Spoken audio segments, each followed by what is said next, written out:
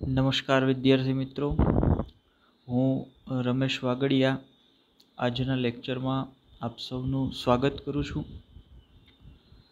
આજનો જે આપણો લેક્ચર છે એ છે 12મા ધોરણનું એનસીઆરટી સિલેબસનું આપણું જે પ્રથમ પ્રકરણ પહેલું ચેપ્ટર જે છે એના પરનો પહેલો લેક્ચર છે.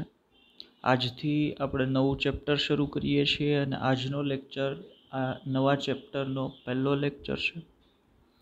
એનસીઆરટી સિલેબસ ધોરણ 12નું જે પહેલું ચેપ્ટર છે જેનું ટાઇટલ છે સજીવોમાં પ્રજનન અથવા તો રીપ્રોડક્શન ઇન હ્યુમન, એના વિશે આજના લેક્ચરમાં આપણે વાત કરવાના છીએ. આ ચેપ્ટરની અંદર મુખ્યત્વે આપણે કઈ કઈ બાબતોનો અભ્યાસ કરવાના છીએ એની વાત કરીએ તો આ ચેપ્ટરની અંદર આપણે સજીવો વિશે વાત કરવાના છીએ, સજીવોના જીવનચક્ર વિશે વાત કરવાના છીએ, એના જીવનકાળ વિશે વાત કરવાના છીએ,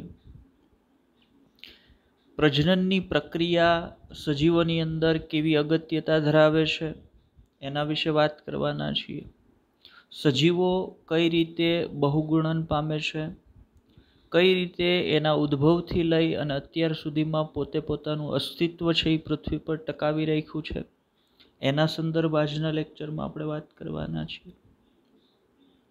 તો આ બધી બાબતો વિશે આજે આપણે ચેપ્ટર શરૂ કરીએ છીએ એની અંદર વાત કરવાના છીએ. આજના પહેલા લેક્ચરની અંદર આમાંથી અમુક ટોપિકોની આજે આપણે વાત કરવાના છીએ. ચાલો લેક્ચરની શરૂઆત કરીએ આપણે. તો લેક્ચર આપણું જે મેઇન ટાઇટલ છે એ ટાઇટલ પર જઈએ તો આપણે ખાસ કરીને સજીવોમાં પ્રજનનની વાત છે એ આ ચેપ્ટરમાં કરવાની છે. પણ આજે પહેલા લેક્ચરમાં સીધું પ્રજનનની વાત ન કરતા પહેલાં આપણે એવી કંઈક માહિતીની વાત કરવાની છે કે ભાઈ પ્રજનનની સજીવને જરૂરિયાત શું, સજીવો શું કામ પ્રજનન કરે છે, આવો એક પ્રશ્ન છે પહેલાં આપણને. તો પહેલાં એ પ્રશ્નનું સોલ્યુશન લઈએ કે ભાઈ સજીવો પ્રજનન શું કામ કરતા હોય છે, પ્રજનનની જરૂરિયાત શું સજીવોની. બરાબર, ચાલો લેક્ચરની શરૂઆત કરીએ આપણે. તો સૌથી પહેલાં લેક્ચરની અંદર આપણે જે માહિતીની વાત કરવાની છે એના પર જઈએ તો આપણી આસપાસ જેટલા સજીવો છે એ તમામ સજીવોમાં એક કોમન બાબત આપણે જોઈ હોય કે ભાઈ દરેક સજીવ એક નિશ્ચિત ઉંમર સુધી જીવંત રહેતો હોય. એવું કોઈ પણ સજીવ આપણી આસપાસ નથી કે એ અમર હોય, બરાબર, જેનું ક્યારેય મૃત્યુ થતું જ ન હોય. દરેક સજીવ કે જે જન્મ લે છે એનું મૃત્યુ નિશ્ચિત છે. મતલબ તો ભાઈ એક નિશ્ચિત સમયગાળા સુધી જીવંત રહેતો હોય. સજીવનો આ જે સમયગાળો છે એને સજીવનો જીવનકાળ તરીકે ઓળખવામાં આવે. આપણી સામે જે પીડીએફ છે એ પીડીએફની અંદર મેં આ બાબતનો ઉલ્લેખ કર્યો છે કે ભાઈ દરેક સજીવ છે એ એક નિશ્ચિત સમયગાળા સુધી જીવંત રહેતો હોય. આ સમયગાળાને એ સજીવનો જીવનકાળ તરીકે ઓળખવામાં આવે છે. જીવનકાળની પ્રોપર વ્યાખ્યા આપણે જોઈએ તો નીચેના મુદ્દામાં મેં જીવનકાળની પ્રોપર વ્યાખ્યા આપી છે, એ વ્યાખ્યાની વાત કરીએ તો અહીંયા વ્યાખ્યાને જોઈએ. દરેક સજીવોનો તેના જન્મથી લઈ અને તેના કુદરતી મૃત્યુ સુધીનો સમયગાળો. દરેક સજીવ એના જન્મથી લઈ અને એના કુદરતી મૃત્યુ સુધીનો સમયગાળો. જો અહીંયા હું માત્ર મૃત્યુ એવો શબ્દ નથી બોલતો, હું અહીંયા બોલું છું એનું કુદરતી મૃત્યુ.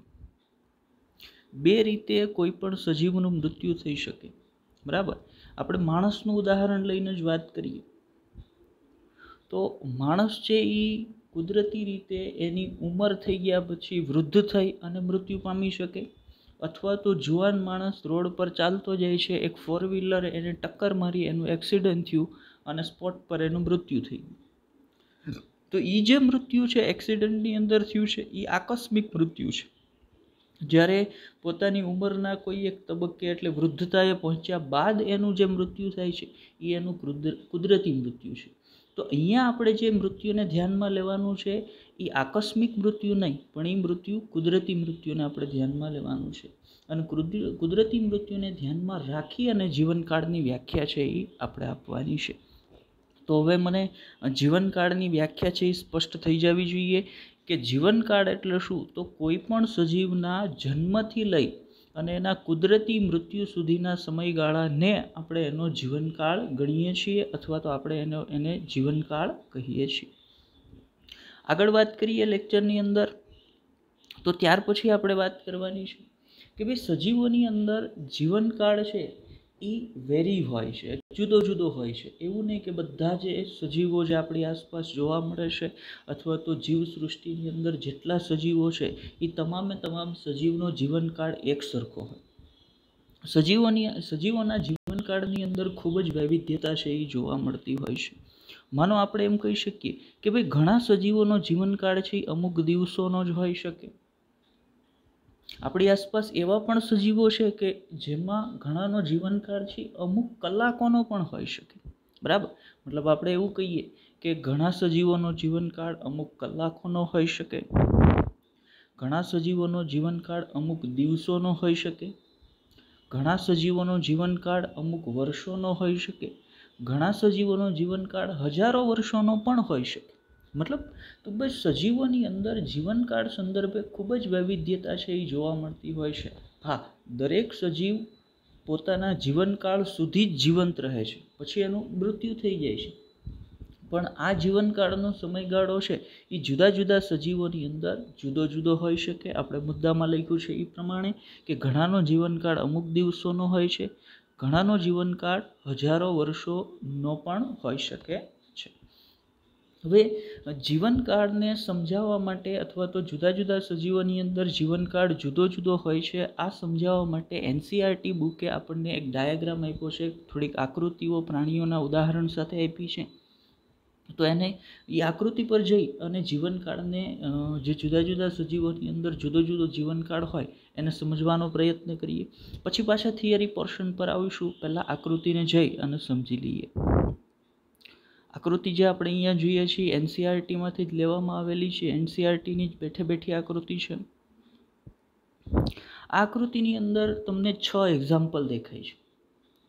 પહેલું છે એ ક્રોકોડાઇલ મગરનું છે, બીજું એક્ઝામ્પલ છે એ ઘોડાનું છે, ત્રીજું એક્ઝામ્પલ છે એ ફળમાખીનું છે, ચોથું જે એક્ઝામ્પલ છે એ ચોખાના છોડનું છે, પાંચમું એક્ઝામ્પલ જે છે એ કાચબાનું છે, છઠ્ઠું એક્ઝામ્પલ છે એ વડનું છે.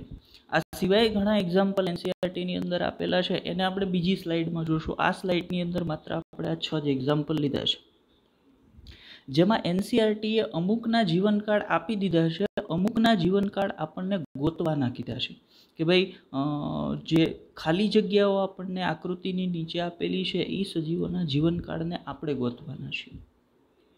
તો આપણે એ સજીવોના જીવનકાળ વિશે વાત કરીએ.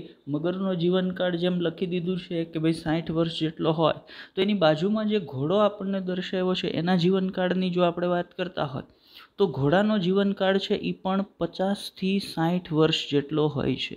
બરાબર, થોડાક અક્ષર મોટા થશે, બરાબર, પણ આપણે સમજવા માટે તમે જ્યારે લેક્ચર જોતા હોય ત્યારે આ બાબતને અલગથી નોટ કરી લેજો કે ભાઈ ઘોડાનો જીવનકાળ છે એ કેટલો છે, તો ભાઈ 50 થી 60 વર્ષનો છે એ હોઈ શકે છે અથવા તો હોય જ છે. બીજું એક્ઝામ્પલ જે તમને આપેલું છે એ છે ફળમાખીનું, ફ્રૂટ ફ્લાય. તો ફ્રૂટ ફ્લાયનો જીવનકાળ કેટલો હોય, તો ભાઈ ફ્રૂટ ફ્લાયનો જીવનકાળ હશે 30 દિવસનો, અથવા તો આપણે એમ કહી શકીએ કે ભાઈ 1 મહિનો છે એનો જીવનકાળ હોય. એના જન્મથી એનું કુદરતી મૃત્યુ છે એ 30 દિવસની અંદરથી 30મા દિવસે છે એ થઈ જતું હોય, મતલબ એનો જીવનકાળ છે એ 30 દિવસનો હોય. જો અહીંયા જે આંકડા આપણે જીવનકાળ માટે લેવાના છીએ એ જુદી જુદી બુકની અંદર તમને જુદા જુદા જોવા મળી શકે છે. બરાબર, કોઈ એક બુકની અંદર માનો ફળમાખીનો જીવનકાળ છે એ 25 દિવસ પણ લખેલો હોય, કોઈ એકની અંદર 35 દિવસ પણ લખેલો હોય, પણ અહીંયા હું તમને જે જીવનકાળના આંકડા લખાવવાનો છે ઓન એન એવરેજ છે. બરાબર, કે ભાઈ જુદી જુદી બુકમાંથી જોઈ અને જે એક એવરેજ આંકડો આપણને મળતો હોય એવા એવરેજ આંકડા છે એ મેં અહીંયા લીધા છે. તો ફરી એક વખત કહી દઉં, ફળમાખી ફ્રૂટ ફ્લાય જે છે એનો જીવનકાળ કેટલો હશે, તો ભાઈ એનો જીવનકાળ છે એ 30 દિવસનો હોય છે. આપણે અહીંયા લખી દઈએ 30 દિવસ જીવંત રહે છે, 30 દિવસનો જીવનકાળ છે. ત્રીજું એક્ઝામ્પલ જે સ્લાઇડમાં આપણી સામે છે, જેમાં ખાલી જગ્યા આપી છે, આપણને એનો જીવનકાળ કહેવાનો કીધો છે, એ છે ડાંગરનો છોડ અથવા ચોખાનો છોડ. તો ચોખાના છોડનો જે લાઈફ સ્પાન હોય છે એ કેટલો હોય? તો ભાઈ ચોખાનો છોડ છે એ સમથિંગ 3 થી 6 મહિનાનો લાઈફ સ્પાન જીવનકાળ છે એ ધરાવે છે. 3 થી 6 મહિના સુધી જીવંત રહેતો હોય એનો જીવનકાળ છે એ 3 થી 6 મહિના જેટલો હોય છે. ત્યાર પછીનું એક્ઝામ્પલ આપણી પાસે જે સ્લાઇડમાં છે એ એક્ઝામ્પલ આપણને આપ્યું છે કાચબાનું, અને કાચબાનો જીવનકાળ આપણને કહી દીધો છે કે ભાઈ કાચબો સામાન્ય રીતે 100 થી 150 વર્ષ સુધી જીવંત રહેતો હોય છે, મતલબ એનો જીવનકાળ છે એ 100 થી 150 વર્ષ જેટલો હોય છે. ત્યાર પછીનો એક્ઝામ્પલ તમારી સામે છે એ છે બનિયન ટ્રી અથવા તો વડનું જે વૃક્ષ હોય છે એનું. તો વડના વૃક્ષનો જીવનકાળ આપણે જોઈએ તો વડના વૃક્ષનો જીવનકાળ હોય છે 100 થી લઈ અને 150 વર્ષ જેટલો. વડનું વૃક્ષ સામાન્ય રીતે 100 થી 150 વર્ષ સુધી, 100 થી 150 વર્ષ સુધી, બરાબર. અત્યારે એવા વડના વૃક્ષ પણ છે કે જે 300-350 વર્ષ જીવંત રહેલા છે અને એના લાઈવ એક્ઝામ્પલ આપણી પાસે છે. પણ મેં પહેલાં જ ચોખવટ કરી કે આપણે અહીંયા જે આંકડાની વાત કરવાના છીએ ઓન એન એવરેજ, ઘણા બધા ઉદાહરણોને તપાસીને એમાંથી જે એવરેજ નીકળતી હોય એ એવરેજ લાઈફ સ્પાનના આંકડા આપણે અહીંયા લઈએ છીએ. એટલે આપણે એવું કહીએ છીએ કે વડના વૃક્ષનો જીવનકાળ છે એ કેટલો હશે? તો ભાઈ 100 થી 150 વર્ષ જેટલો હોય છે. ચલો અહીંયા જોઈએ એ સિવાયના ઘણા બધા એક્ઝામ્પલ હજી NCERTમાં આપણને આપેલા છે અને આપણે નીચેની સ્લાઇડમાં મૂક્યા છે. તો એના પર જઈએ, એને જોવાનો પ્રયત્ન કરીએ, એના જે લાઈફ સ્પાન, એના જે જીવનકાળ છે એને જાણવાનો પ્રયત્ન કરીએ. તો પહેલું એક્ઝામ્પલ આપણી સામે સ્લાઇડની અંદર છે એલિફન્ટનું, હાથીનું. તો હાથીનો જીવનકાળ છે એ 60 થી લઈ અને 90 વર્ષ સુધીનો હોઈ શકે છે, બરાબર. હાથીનો જીવનકાળ 60 થી 90 વર્ષ, 90 વર્ષનો હોઈ શકે છે. હવે હાથીની અંદર આટલી બધી રેન્જ કેમ બતાવી છે આપણે? લાઈફ સ્પાનની અંદર 60 વર્ષથી 90 વર્ષ સુધી હાથી છે જીવતો હોય, આટલી મોટી રેન્જ કેમ છે? તો હાથીની અંદર એક વસ્તુ એવી ધ્યાનમાં લેવાની છે કે ભાઈ હાથીની 2 જુદી જુદી જાતિઓ છે એ જોવા મળે છે. એક હોઈ શકે એશિયાઈ હાથી અને બીજો હોઈ શકે આફ્રિકન હાથી. એશિયાઈ હાથીની જે લાઈફ સ્પાન, એનો જે જીવનકાળ છે એ 60 થી 70 વર્ષનો હોય છે. જ્યારે આફ્રિકન જે હાથી છે એ 70 થી લઈ અને 90 વર્ષ સુધી જીવંત રહેતો હોય છે. એનો જીવનકાળ છે એ 70 થી 90 વર્ષ જેટલો હોય છે. એટલે આપણે એવરેજ લાઈફ સ્પાન તમને અહીંયા આપ્યો છે 60 થી 90 વર્ષ જેટલો જીવનકાળ છે એ હાથીનો હોય છે. એના પછીનું જે એક્ઝામ્પલ છે મારી સામે છે એ છે ગુલાબનું, કે ભાઈ ગુલાબનો લાઈફ સ્પાન કેટલો હશે? રોઝ ગુલાબ છે એ કેટલો સમય જીવંત રહેતું હશે? એનો જીવનકાળ કેટલા સમયનો હશે? તો એના જીવનકાળની વાત કરીએ તો ગુલાબ છે એ 5 થી 7 વર્ષ, ગુલાબનો લાઈફ સ્પાન છે એ 5 થી 7 વર્ષનો હોય છે. એક સામાન્ય એક તંદુરસ્ત ગુલાબનો છોડ છે એ 5 થી 7 વર્ષ સુધી જીવંત રહેતો હોય, મતલબ એનો જીવનકાળ છે એ 5 થી 7 વર્ષનો છે. એ સિવાય આપણને આપેલા એક્ઝામ્પલોની વાત કરીએ તો આપણને એક એક્ઝામ્પલ આપ્યું છે કૂતરાનું, ડોગ. એનો જીવનકાળ કેટલો હોય છે? તો એક સામાન્ય કૂતરું છે એ 20 થી 30 વર્ષ સુધી જીવંત રહેતું હોય. આની અંદર બહુ બધું વેરિએશન છે. આપણે જાણીએ છીએ કૂતરાની અંદર ઘણી બધી જુદી જુદી જાતિઓ છે. પગ હોઈ શકે, ત્યાર પછી લેબ્રાડોર હોઈ શકે, ત્યાર પછી જર્મન શેફર્ડ હોઈ શકે. આ બધી કૂતરાની જુદી જુદી જાતિઓ છે. તો એની અંદર લાઈફ સ્પાન છે, જીવનકાળ છે એ જુદો જુદો હોઈ શકે, પણ ઓન એન એવરેજ આપણે કહેતા હોય તો કેટલો હોય? તો ભાઈ 20 થી 30 વર્ષ જેટલું આનું જીવનકાળ છે એ હોય છે. એ સિવાયના એક્ઝામ્પલો જે મને NCERTની અંદર આપ્યા છે એના પર જઈએ તો એ સિવાય એક્ઝામ્પલની અંદર આપણને કાગડાનું એક્ઝામ્પલ આપ્યું છે, પણ એનો જીવનકાળ આપણને NCERTએ કહી દીધો છે કે ભાઈ કાગડાનો જીવનકાળ છે એ સામાન્ય રીતે 15 વર્ષ જેટલો હોય છે. એનાથી આગળ જે એક્ઝામ્પલો આપ્યા છે એના પર જઈએ. એના પછીનું જે એક્ઝામ્પલ આપણી સામે છે એ એક્ઝામ્પલ છે કેળાના વૃક્ષનું. કેળાનું વૃક્ષ છે એ કેટલું જીવંત રહેતું હોય છે? તો ભાઈ સામાન્ય કેળાના વૃક્ષનો લાઈફ સ્પાન જે હોય એ 25 વર્ષ જેટલો હોય. જો અહીંયા સેજ કન્ફ્યુઝન થાય એવી બાબત છે, પણ આપણે એ કન્ફ્યુઝનને સાથે સાથે દૂર કરી લેશું, સાથે સાથે એની ચોખવટ અહીંયા કરી લેશું. આપણને એમ થાય કે ભાઈ જમીનની બહાર જે કેળાનો છોડ છે એ 1-1.5 વર્ષની અંદર એનું જીવન ગુમાવી બેસે છે, એ તૂટી જતો હોય છે અથવા તો એ મૃત્યુ પામતો હોય છે. પણ અહીંયા જમીનની બહાર જે કેળાનું ઝાડ છે એના વિશે આપણે વાત નથી કરતા. અહીંયા એના લાઈફ સ્પાનની વાત નથી કરતા. જમીનની નીચે જે કેળાનો છોડ છે એની આપણે વાત કરીએ છીએ. ગાંઠ છે એ આવેલી હોય, એની અંદરથી નવા કેળાના છોડ છે એ દરેક વખતે ઉત્પન્ન થતા હોય. તો એ ગાંઠનો લાઈફ સ્પાન, એ ગાંઠનો જે જીવનકાળ છે એ 25 વર્ષ, 20 થી 25 વર્ષનો હોય છે. એટલા માટે આપણે અહીંયા એવું કહીએ છીએ કે ભાઈ કેળાનું લાઈફ સ્પાન, એનો જીવનકાળ છે એ 20 થી 25 વર્ષ જેટલો હોય છે. આ સિવાય હજી આપણને આપેલા એક્ઝામ્પલોની અંદર એક એક્ઝામ્પલ આપણી સામે છે ગાયનું. તો ગાયનો જીવનકાળ કેટલો હોય છે? તો ભાઈ ગાયનો જીવનકાળ પણ 20 થી 25 વર્ષ જેટલો હોય છે. 20 થી 25 વર્ષ ઓન એન એવરેજ એક ગાય છે એ જીવંત રહેતી હોય છે. મતલબ એનો જીવનકાળ છે એ 20 થી 25 વર્ષ છે. પછીનું એક્ઝામ્પલ એનસીઆરટીએ તમને જે આપ્યું છે એ પોપટનું છે. પેરોટ છે એ 140 વર્ષ જીવતો હોય છે. નોર્મલી આપણી આસપાસ જોવા મળે છે એ પેરોટ નથી, એ પેરાકીટ છે.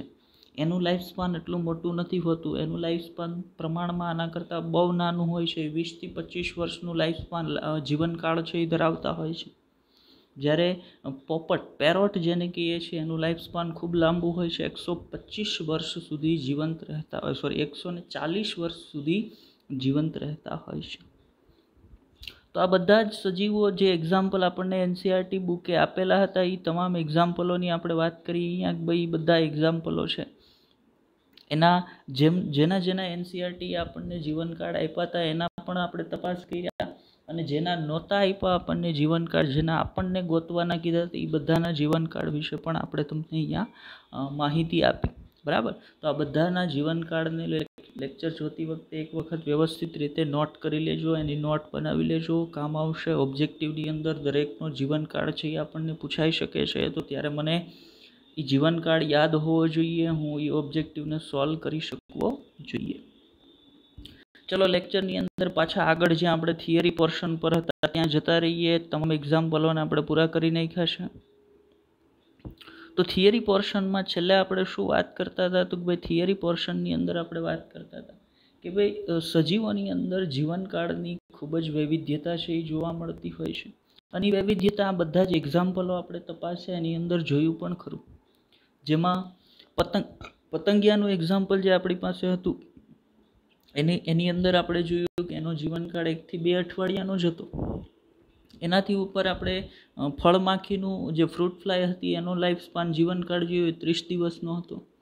ઘણા એવા સજીવોની વાત પણ કરી કે જે 100 થી 150 વર્ષ જીવે છે. મતલબ આપણી પાસે જીવનકાળ માટે જ્યારે સજીવોને સંદર્ભમાં વાત કરતા હોય તો બહુ મોટી રેન્જ છે. જુદા જુદા સજીવોની અંદર જુદા જુદા જીવનકાળનો સમયગાળો છે એ જોવા મળતો હોય છે, જે અમુક દિવસથી લઈ અને હજારો વર્ષ સુધીનો હોઈ શકે છે. તો ત્રીજા મુદ્દામાં આ બાબતની આપણે વાત કરતા હતા.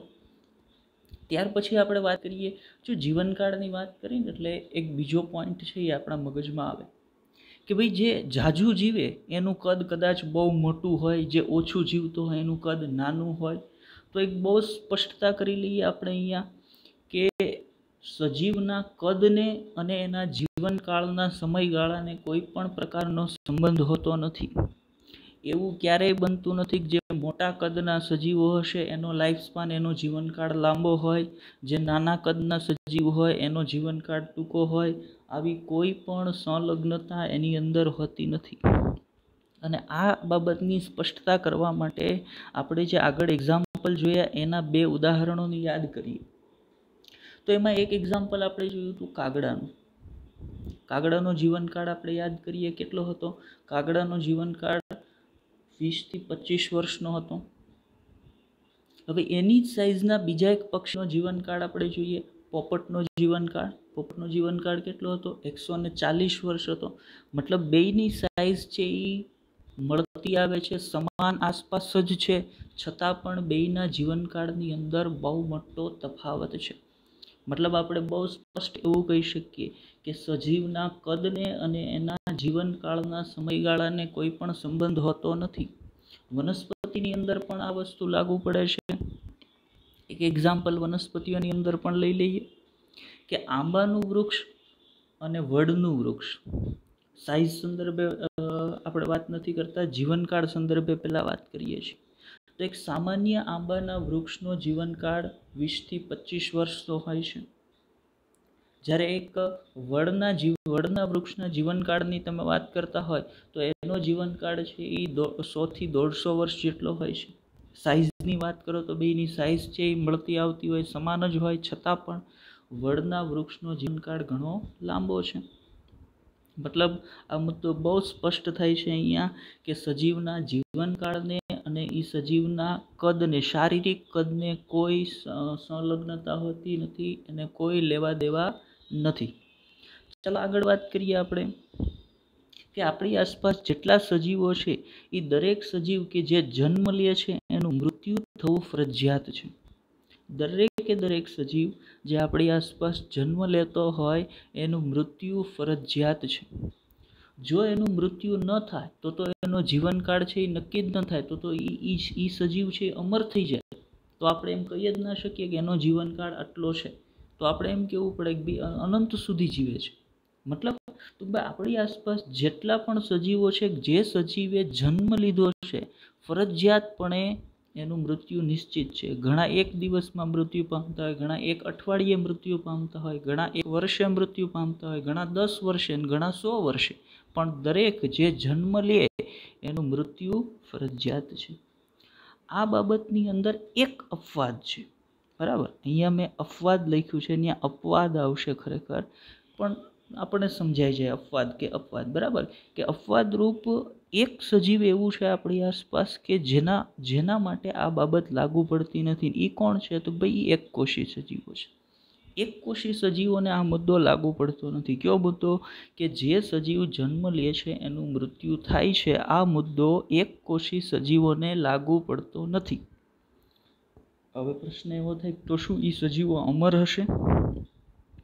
તો પ્રેક્ટિકલી જોવા જઈએ તો એ અમર નથી, પણ આપણે એને અમર શું કામ કહીએ છીએ એને સમજવાનો પ્રયત્ન કરીએ. ચાલો, તો અહીંયા એક કોષી સજીવનું એક્ઝામ્પલ લઈ અને અહીંયા જે આપણે નીચે ખાલી જગ્યા રાખી છે એની અંદર આપણે તમને સમજાવવાનો પ્રયત્ન કરીએ.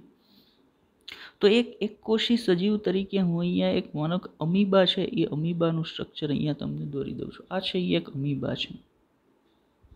હવે અમીબાનો જીવનકાળ જે કોઈ પણ છે, પણ થોડાક સમય પછી, એટલે અમુક કલાકો પછી કે અમુક દિવસો પછી આ અમીબા છે એણે પોતાના શરીરનું વિભાજન કરી નાખ્યું અને એના શરીરના વિભાજનના પરિણામ સ્વરૂપે એની અંદરથી આ પ્રકારના 2 બાળ અમીબા છે એનું અસ્તિત્વ આવ્યું. તો હવે આ બંને સજીવો છે એ નવા સજીવો છે, એટલે આનું અસ્તિત્વ હવે છે નહીં. પણ ખરેખર આ બંને બાળ સજીવો બન્યા છે શેમાંથી અસ્તિત્વમાં આવ્યા છે? તો ભાઈ અસ્તિત્વમાં આવ્યા છે આમાંથી. મતલબ પ્રેક્ટિકલી આનું મૃત્યુ થયું નથી. ભલે એનું અસ્તિત્વ નથી, એમાંથી બીજા 2 બાળ સજીવો બની ગયા છે, પણ એ 2 બાળ સજીવો બન્યા છે આની અંદરથી. એટલે આપણે એમ કહી શકીએ કે ભાઈ આનું મૃત્યુ થતું નથી. આ સંદર્ભમાં આપણે એવું કીધું છે કે એક કોષી સજીવો છે એ અપવાદરૂપ એક કોષી સજીવો છે એનું મૃત્યુ થતું હોતું નથી. એનો અર્થ ક્યાંય એવો નથી કે એક કોષી સજીવ ક્યારેય મરતા નથી. બરાબર, પછી નહીંતર આપણે એવું લઈ આવીએ કે એક કપની અંદર અમીબા ઘણા બધા એકત્રિત કર્યા અને એની અંદર સાંદ્ર H2SO4 નાખી દીધું અને આપણે લઈ આવીએ. જો સાહેબ, તમે તો કહેતા હતા ને કે ભાઈ એક કોષી સજીવો અમર છે, ક્યારેય મરતા નથી. આ બધાને ભડકો થઈ ગયો. તો એ સેન્સમાં અહીંયા વાત થતી નથી. અહીંયા આપણે થોડુંક પ્રેક્ટિકલ વિચારીએ છીએ કે એક કોષી સજીવ પોતાના શરીરને 2 ભાગમાં વિભાજિત કરી અને 2 બાળ સજીવો બનાવે છે. એટલે પ્રેક્ટિકલી મૂળ જે સજીવ હતો, પિતૃ સજીવ હતો, એના શરીરનું વિભાજન થઈ ગયું. એટલે પિતૃ સજીવનું હવે અસ્તિત્વ નથી, પણ જે બાળ સજીવો બન્યા છે એ પિતૃ સજીવની અંદરથી જ બન્યા છે. એટલે તમે એમ ન કહી શકો કે એ એક કોષી સજીવ તરીકે પિતૃ સજીવ છે એ મૃત્યુ પામ્યો છે. બરાબર, એ મૃત્યુ પામ્યો નથી. એમાંથી માત્ર 2 બાળ સજીવો બન્યા છે. એટલા માટે આપણે એવું કહી શકીએ કે ભાઈ એક કોષી સજીવો છે એ મૃત્યુ પામતા નથી, એ અમર છે. બરાબર, તો તો હવે મેં જે અહીંયા અપવાદરૂપ એકકોષી સજીવો લખ્યું છે એ એવી આશા રાખીએ છીએ કે તમને સમજાઈ ગયું હશે શું કામ આપણે અપવાદરૂપ એકકોષી સજીવોને રાખી દીધા છે. ચલો લેક્ચરમાં આગળ વધીએ. તો ત્યાર પછી આપણે લેક્ચરની અંદર કઈ બાબતોની વાત કરવાની છે? આકૃતિ છે, આકૃતિને આપણે જોઈ ગયા છીએ.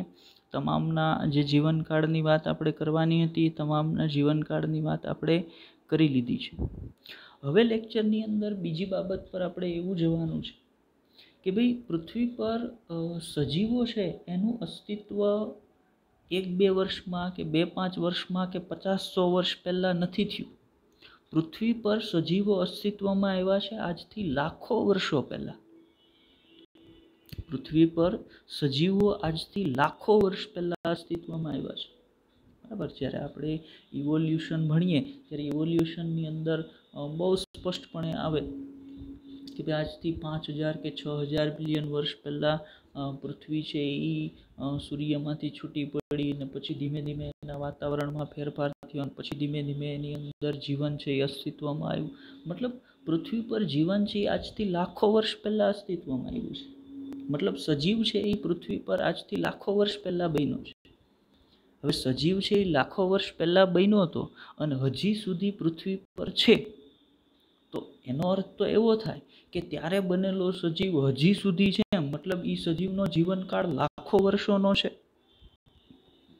તો એવું તો ન હોઈ શકે, કેમ કે આગળ ક્યાંક એક મુદ્દામાં આપણે બહુ સ્પષ્ટ વાત કરી કે જે સજીવ જન્મ લે છે એ મૃત્યુ પામે જ છે. તો મતલબ એ સજીવ ક્યારેક મૃત્યુ પામ્યા હશે. જો એ સજીવ જે આજથી લાખો વર્ષ પહેલાં બન્યા હતા એ સજીવ મૃત્યુ પામી ગયા હશે, તેમ છતાંય હજી સુધી પૃથ્વી પર સજીવો કેમ ટકી રહ્યા? પૃથ્વી પર સજીવોએ પોતાનું સાતત્ય કઈ રીતે જાળવી રાખ્યું? આ બાબતને હવે આપણે અહીંયા સમજવાનો પ્રયત્ન કરવાનો છે. તો આવા પ્રશ્નને આપણે વિચારીએ એટલે આપણા મગજમાં એક બાબત સ્પષ્ટ રીતે આવે કે ભાઈ સજીવો કંઈક એવી ક્રિયા અથવા તો કોઈક એવી કાર્ય પદ્ધતિ દર્શાવે છે કે જેના કારણે દરેક સજીવ પોતાના જેવો નવો સજીવ ઉત્પન્ન કરી શકે છે. હવે થાય શું?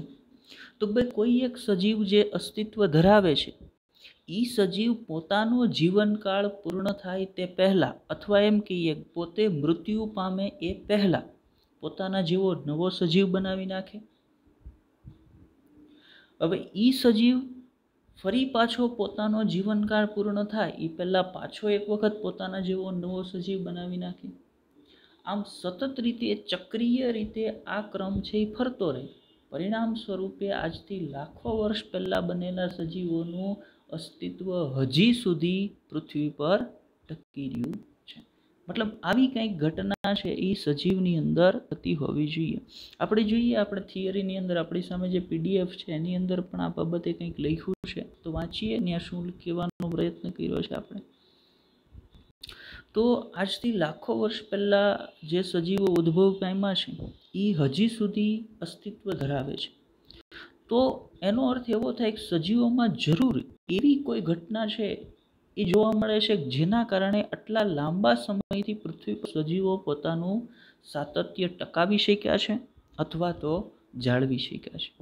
હવે આ ઘટના કઈ છે? તો ભાઈ એ ઘટના છે સજીવો દ્વારા દર્શાવવામાં આવતી એક પ્રક્રિયા જેને પ્રજનન તરીકે ઓળખવામાં આવે છે. મતલબ આપણા ચેપ્ટરની મૂળ જે બાબત છે એના પર આપણે હવે પહોંચ્યા. અત્યાર સુધી આપણે જે મૂળ બાબતની વાત કરવાની છે એના માટે જરૂરી જે કાંઈ ફાઉન્ડેશન હતું એ ફાઉન્ડેશન બાંધતા હતા. એ બધી બાબતો સમજી લીધા પછી એક વખત એ બધી બાબતોનો કન્સેપ્ટ ક્લિયર થઈ ગયા બાદ હવે આપણે મૂળ જે બાબત આ ચેપ્ટરની અંદર ભણવાની છે એના પર પહોંચ્યા કે ભાઈ સજીવો દ્વારા દર્શાવવામાં આવતી આ જે ઘટના છે એ ઘટનાને શું કહેવામાં આવે છે? તો ભાઈ એને પ્રજનન તરીકે ઓળખવામાં આવે છે. ચાલો, મતલબ હવે આપણે વધારે સ્પષ્ટતાથી પ્રજનનની વાત કરીએ, આગળ વધારે સ્પષ્ટ કરવાનો પ્રયત્ન કરીએ, વધારે ડિટેલમાં પ્રજનનને સમજવાનો પ્રયત્ન કરીએ. આગળ જઈએ લેક્ચરની અંદર. તો પ્રજનન એટલે શું? પ્રજનનની વ્યાખ્યા આપણે આપવી હોય તો શું કહી શકાય? તો ભાઈ પ્રજનન એક એવી જૈવિક ક્રિયા છે જેમાં સજીવો પોતાના જેવી નવી સંતતિ છે એ ઉત્પન્ન કરે છે. આપણે હમણાં આકૃતિ દોરીને એને સમજવાનો પ્રયત્ન કરીશું. બરાબર, અત્યારે થિયરી પોર્શન પર પહેલાં નજર કરીએ છીએ આપણે કે ભાઈ પ્રજનન એટલે શું છે. તો ભાઈ પ્રજનન એટલે દરેક સજીવ દ્વારા દર્શાવવામાં આવતી એક જૈવિક ક્રિયા છે. આ જૈવિક ક્રિયા દરમિયાન થાય છે શું? તો આ જૈવિક ક્રિયા દરમિયાન દરેક સજીવ પોતાના જેવી જ નવી સંતતિ એટલે બાળ સજીવ ઉત્પન્ન કરે છે. આગળ વધીએ કે આ નવી ઉત્પન્ન થયેલી સંતતિ છે એ ક્રમશઃ વૃદ્ધિ પામશે. જે નવું બન્યું છે એ તો બાળ સ્વરૂપમાં જશે, તો એ બાળ સ્વરૂપમાંથી વૃદ્ધિ પામશે. એની વૃદ્ધિ થશે એટલે એ પોતે પુખ્તતાએ પહોંચશે, મતલબ પુખ્ત બને છે. પુખ્ત બન્યા બાદ એ સજીવ ફરી એક વખત પાછું પ્રજનન કરે છે. અને પ્રજનન દ્વારા શું થાય છે? તો પહેલા જ આપણે ચોખવટ કરી, પ્રજનન દ્વારા નવી સંતતિ ઉત્પન્ન થાય. મતલબ પુખ્ત બનેલો સજીવ ફરી એક વખત શું કરે છે? તો ભાઈ નવી સંતતિ ઉત્પન્ન કરે છે. આગળ વાત કરીએ, આમ દરેક સજીવમાં જન્મ, વૃદ્ધિ અને મૃત્યુ, પણ મૃત્યુ પહેલા આ સજીવ પુખ્ત બનીને શું કરે? પોતાના જેવી નવી સંતતિ છે એ ઉત્પન્ન કરી નાખતું હોય. તો આ પ્રકારનું જન્મ, વૃદ્ધિ અને મૃત્યુનું ચક્ર દરેક સજીવની અંદર સતત રીતે ચાલ્યા કરતું હોય છે. પણ મૃત્યુ પહેલા દરેક સજીવ પ્રજનન દ્વારા પોતાના જેવી નવી સંતતિ ઉત્પન્ન કરતું જાય છે. આગળ વાત કરીએ, આમ પ્રજનન દ્વારા સજીવ પેઢી દર પેઢી પોતાનું સાતત્ય છે એ જાળવી રાખે છે, અથવા તો પોતાનું સાતત્ય છે એ ટકાવી રાખે છે. આ ઉપરાંત પ્રજનનના પરિણામ સ્વરૂપે જે પિતૃમાંથી સંતતિઓ બને છે, તો પિતૃના લક્ષણો સંતતિમાં આવે છે. ઘણા પિતૃ કરતાં જુદા લક્ષણો સંતતિની અંદર આવે છે. તો પિતૃ કરતાં જે જુદા લક્ષણો સંતતિમાં આવે છે એને જનીનિક ભિન્નતા તરીકે ઓળખવામાં આવે. પિતૃને સમાન જે લક્ષણો સંતતિની અંદર આવે છે એને વારસો તરીકે ઓળખવામાં આવે છે, એને આનુવંશિકતા તરીકે ઓળખવામાં આવે છે. આ જે બાબતો છે એની ડિટેલમાં આપણે અહીંયા વાત નથી કરવાના, કેમ કે આપણે 12મા ધોરણની અંદર એક ચેપ્ટર આખું આપણે ભણવાનું છે, આનુવંશિકતા અને ભિન્નતા. એની અંદર આ બાબતો વિશે ડિટેલમાં વાત કરશું. પણ આ બાબતો એ પ્રજનનની અંદર સંકળાય છે. પ્રજનનના પરિણામ સ્વરૂપે જનીનિક ભિન્નતા આવે છે, પ્રજનનના પરિણામ સ્વરૂપે આનુવંશિકતા છે આવતી હોય છે. ડિટેલમાં વાત આપણે અહીંયા લખી પણ દીધી છે, તો એની 5મા પ્રકરણમાં કરશું. તો હવે આ જેટલી બાબતો છે એ આપણે જોઈ એને આકૃતિ દ્વારા સમજવાનો પ્રયત્ન કરીએ. ચાલો પછી બીજી બાબતો પર આવીએ. પહેલાં આપણે અહીંયા એક નીચે ખાલી જગ્યા રાખી છે જેની અંદર આપણે આકૃતિ દોરી અને આ બાબતને સમજી શકીએ. તો મેં શું કીધું? આપણે પ્રજનનની પ્રક્રિયાને સમજવાના છીએ. હવે વિચારી લ્યો કે અહીંયા કોઈ એક સજીવ છે, માનો આ એક સજીવ છે, બરાબર. હવે આપણે એક કોષી સજીવની વાત નથી કરતા એટલે એને ન વિચારશો. આ સજીવ છે એ પુખ્ત છે. આ સજીવ છે એ પુખ્ત છે. હવે પુખ્ત સજીવે શું કર્યું? તો ભાઈ પુખ્ત સજીવ છે એ પ્રજનન કરે છે. પુખ્ત સજીવની લાક્ષણિકતા છે કે ભાઈ એ પોતાના જીવનકાળ દરમિયાન પ્રજનન કરે છે. પ્રજનનના પરિણામે તો ભાઈ દરેક સજીવ પોતાના જેવી નવી સંતતિ છે એ ઉત્પન્ન કરે છે. માનો એક કરતાં વધારે સંતતિ છે એણે ઉત્પન્ન કરી, મતલબ આ પુખ્ત સજીવે પોતાના જેવી નવી સંતતિને ઉત્પન્ન કરી. આ જે નવી સંતતિ ઉત્પન્ન થઈ એ કયા સ્વરૂપે છે? તો ભાઈ એ બાળ સ્વરૂપે છે, બાળક સ્વરૂપમાં છે. મતલબ તો ભાઈ આ બાળકો છે એ હવે શું કરશે? તો ભાઈ આ બાળ સજીવો છે એ સૌથી પહેલું કામ કરશે વૃદ્ધિ કરવાનું. આ બાળકોની વૃદ્ધિ થશે.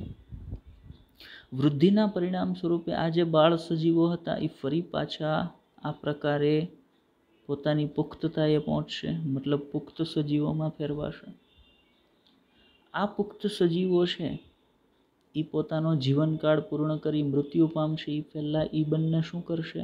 તો આ બંને ફરી એક વખત પ્રજનન કરશે. આ બંને ફરી એક વખત પ્રજનન કરશે. પ્રજનનના પરિણામ સ્વરૂપે ફરી એક વખત આ બંને શું કરે છે? તો ભાઈ પોતાના જેવી નવી સંતતિઓ છે એ ઉત્પન્ન કરે છે. આ નવી સંતતિઓ ફરી પાછી વૃદ્ધિ પામશે, પુખ્ત બનશે, ફરી પાછી પ્રજનન કરે છે. હવે મૃત્યુને આની અંદર સમજવાનો પ્રયત્ન કરીએ આ ચક્રમાં, તો આ પુખ્ત બનેલો સજીવ છે એ પ્રજનન કરે છે, એણે પોતાના જેવી નવી સંતતિ ઉત્પન્ન કરી નાખી. હવે એમ માની લઈએ કે આ સજીવ છે એ મરી ગયું અથવા તો એનું મૃત્યુ થઈ ગયું, મતલબ એ સજીવે પોતાનું અસ્તિત્વ છે એ ગુમાવી દીધું. પણ એનો અર્થ એવો નથી થયો કે પૃથ્વી પરથી સજીવો જતા રહ્યા. કેમ? તો ભાઈ કારણ કે આ સજીવ જ્યારે જીવતો હતો ત્યારે એક જૈવિક ક્રિયા, જેને આપણે પ્રજનનની ક્રિયા કરીએ છીએ, એના દ્વારા પોતે પોતાના જેવી આ બે સંતતિઓ બનાવી નાખી છે.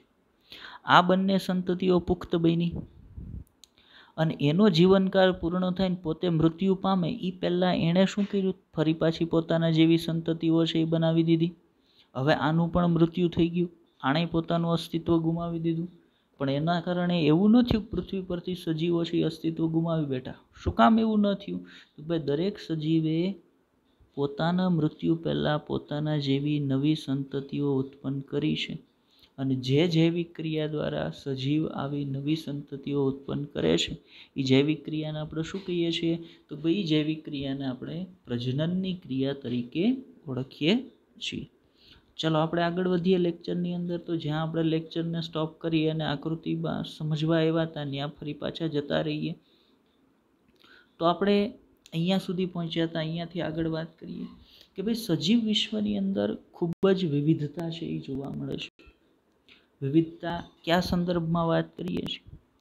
તો ભાઈ વિવિધતા એ સજીવોના કદ અને આકાર સ્વરૂપ સંદર્ભમાં હોઈ શકે કે ભાઈ સજીવ વિશ્વમાં એવા સજીવ હોય છે જે નરી આંખે નથી દેખાતા, એવા સજીવ હોય છે કે જેને તમે 500 મીટર છેટા ઊભી નહીં જોઈ શકો છો, એટલા વિશાળ કદના છે.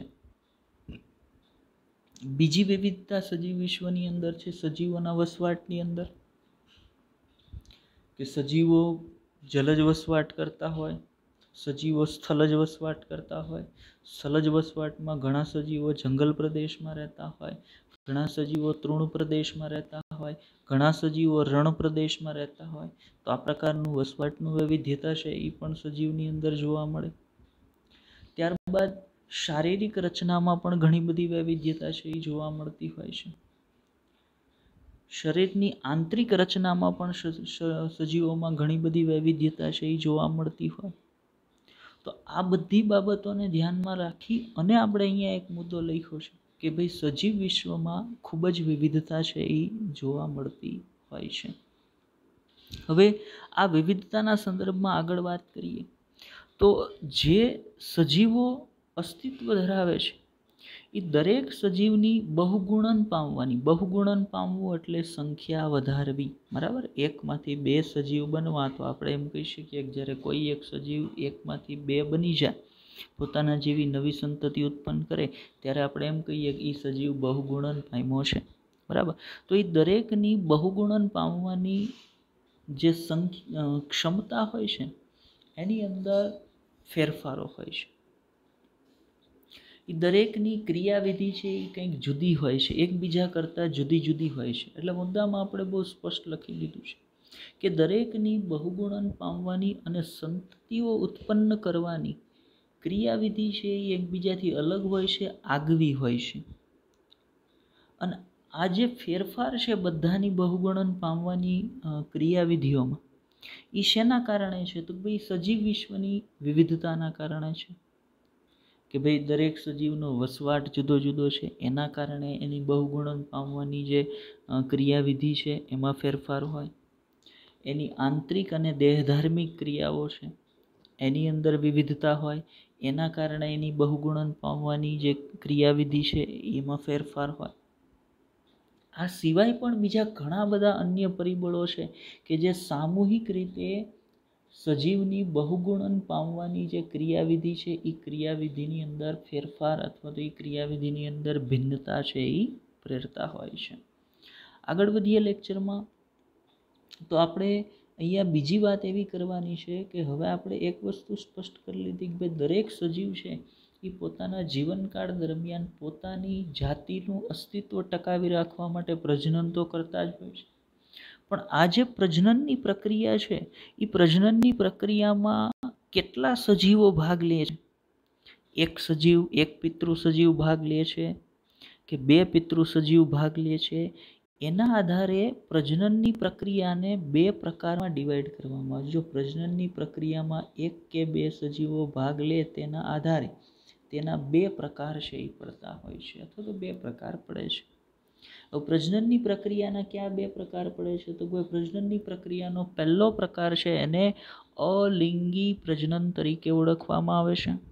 બીજો જે પ્રકાર છે એને લિંગી પ્રજનન તરીકે ઓળખવામાં આવે છે. આમ પ્રજનનની પ્રક્રિયાના બે મુખ્ય પ્રકાર પડે છે. આ બંને પ્રકારોમાં શું તફાવત છે? જો બંને પ્રજનનની જ પદ્ધતિઓ છે એનો અર્થ બેયમાં એક સામાન્ય બાબત તો હશે જ કે બંનેની અંદર દરેક પિતૃ સજીવ પોતાના જેવી નવી સંતતિ ઉત્પન્ન કરતો હશે. આ સિવાય શું ફેરફાર છે એને આપણે સમજવાનું છે. બરાબર, તો આપણે નીચે આકૃતિ સાથે સમજવાનો પ્રયત્ન કરીએ. તો અહીંયા આપણી સામે જે ખાલી પેજ છે એ ખાલી પેજની અંદર હું પહેલાં તમને પહેલો પ્રકાર એટલે અલિંગી પ્રજનન વિશે માનો વાત કરું છું. બરાબર, પહેલો પ્રકાર અલિંગી પ્રજનન છે એના વિશે. તો અલિંગી પ્રજનન મોટાભાગે નિમ્ન કક્ષાના સજીવો કે એક કોષી સજીવો હોય એની અંદર હોય. તો આપણે અહીંયા એક કોષી સજીવ તરીકે આ એક અમીબા છે અહીંયા દોરી દીધું આપણે. હવે આ એક અમીબા છે એ પોતાના શરીરના બે ભાગ કરે અને એકમાંથી બે બની જાય. તો એકમાંથી બે બન્યા એટલે તમે એમ કહી શકો કે આણે પોતાના જેવી નવી સંતતિ ઉત્પન્ન કરી. પણ તો આ ક્રિયાવિધિ છે એને શું કહી શકાય? જ્યારે કોઈ સજીવ પોતાના જીવનકાળ દરમિયાન પોતાના જેવી નવી સંતતિ ઉત્પન્ન કરે તો એને તમે પ્રજનન કહો ને. પણ એ પ્રજનનની પ્રક્રિયામાં આ જે પિતૃ સજીવ છે, આ પિતૃ સજીવ છે આને સંતતિ કહેવાશે. આ પિતૃ સજીવ છે, આ સંતતિઓ છે બંને. તો જ્યારે પ્રજનનની પ્રક્રિયામાં માત્ર એક જ પિતૃ સજીવ ભાગ લેતો હોય, જ્યારે પ્રજનનની પ્રક્રિયામાં માત્ર એક જ પિતૃ ભાગ લેતો હોય ને એમાંથી એના એ પિતૃ શરીરના બે સરખા ભાગ થઈ અને બે સંતતિ, આ એક અને આ બે સંતતિઓનું નિર્માણ થતું હોય ત્યારે એવી પ્રજનનની પ્રક્રિયાને અલિંગી પ્રજનન તરીકે ઓળખવામાં આવે છે. અલિંગી પ્રજનનની આગળ પણ આપણે ડિટેલમાં વાત આવશે, પણ અત્યારે મારે વ્યાખ્યા સંદર્ભે માત્ર અલિંગી પ્રજનનનો કન્સેપ્ટ મગજમાં ક્લિયર રાખવાનો છે કે ભાઈ અલિંગી પ્રજનન એટલે શું. તો ભાઈ પ્રજનનની એવી પ્રક્રિયા કે જેમાં માત્ર એક જ પિતૃ સજીવ ભાગ લે છે. પિતૃ સજીવનું જે શરીર છે એના બે સરખા ભાગ પડે છે અને પિતૃ સજીવ શરીરનો દરેક ભાગ એક નવા બાળ સજીવ તરીકે અસ્તિત્વમાં આવે. તો આ પ્રકારની પ્રજનનની પદ્ધતિને અલિંગી પ્રજનન તરીકે ઓળખવામાં આવે છે. તો હવે પહેલો પ્રકાર હું એવું માનું છું કે આપણને બધાને ક્લિયર થઈ ગયો હશે. હવે આપણે જઈએ બીજા પ્રકાર પર કે ભાઈ બીજો પ્રકાર એટલે કે લિંગી પ્રજનન છે એની અંદર શું હોય છે. તો બીજો સેકન્ડ જે પ્રકાર છે એને સમજવાનો અહીંયા પ્રયત્ન કરીએ. તો લિંગી પ્રજનનની અંદર શું હશે? તો ભાઈ જ્યારે પ્રજનનની પ્રક્રિયામાં બે પિતૃ સજીવ, માનો કે આ એક પહેલો પિતૃ સજીવ છે, આ બીજો પિતૃ સજીવ છે, બે પિતૃ સજીવ, એમાં આ જે છે એ નર સજીવ હશે, આ જે છે એ માદા સજીવ હશે. જ્યારે પ્રજનનની પ્રક્રિયામાં બે વિરુદ્ધ જાતીય, એક નર જાતીય એક માદા જાતીય, બે વિરુદ્ધ જાતીય પિતૃઓ ભાગ લેતા હોય, આ પિતૃઓની અંદરથી જનન કોષોનું નિર્માણ થતું હોય. મતલબ અહીંયા શુક્રકોષ નર પ્રજનન કોષ બને, અહીંયા અંડકોષ માતૃ પ્રજનન કોષ બને. હવે આવા જનન કોષોનું નિર્માણ થઈ ગયા બાદ આ જનન કોષોનું જોડાણ થાય. આ જનન કોષોના જોડાણની પ્રક્રિયાને કહેવાય ફલન. ફલનની પ્રક્રિયાના પરિણામ સ્વરૂપે અહીંયા એક દ્વિકીય કોષ યુગ્મનજનું નિર્માણ થાય. 2n સેલ એને કહેવાય યુગ્મનજ. અક્ષર થોડાક ખરાબ થાય છે ભાઈ, પણ આપણે ચલાવી લેશું, બરાબર ને, કે એને યુગ્મનજ તરીકે ઓળખવામાં આવે. યુગ્મનજનું નિર્માણ થાય અને આ યુગ્મનજના સતત કોષ વિભાજન, કોષ વિભેદનના પરિણામ સ્વરૂપે આમાંથી બાળ સજીવ બનતું હોય. આ બાળ સજીવ જે અહીંયા બનશે, આ બાળ સજીવ છે એ સંતતિ છે, સંતતિ. અને એ સંતતિ કોની અંદરથી બની છે? તો એ સંતતિ બની છે આ એક અને આ બે પિતૃની અંદરથી. અને એ બંને પિતૃઓ દ્વારા સંતતિ બનાવવા માટે જે પ્રક્રિયા દર્શાવવામાં આવી છે એને આપણે શું કહીએ છીએ? પ્રજનન. મતલબ પ્રજનનની પ્રક્રિયામાં બે પિતૃ સજીવ ભાગ લેતા હોય. આ પિતૃ સજીવો પોતાના પ્રજનન કોષોનું નિર્માણ નર પ્રજનન કોષ તરીકે શુક્રકોષનું નિર્માણ કરતા હોય અને માતૃ પ્રજનન કોષ તરીકે અંડકોષનું નિર્માણ કરતા હોય. આ બંને પ્રજનન કોષોનું જોડાણ થઈને યુગ્મનજ બનતો હોય ફલનની ક્રિયા દ્વારા.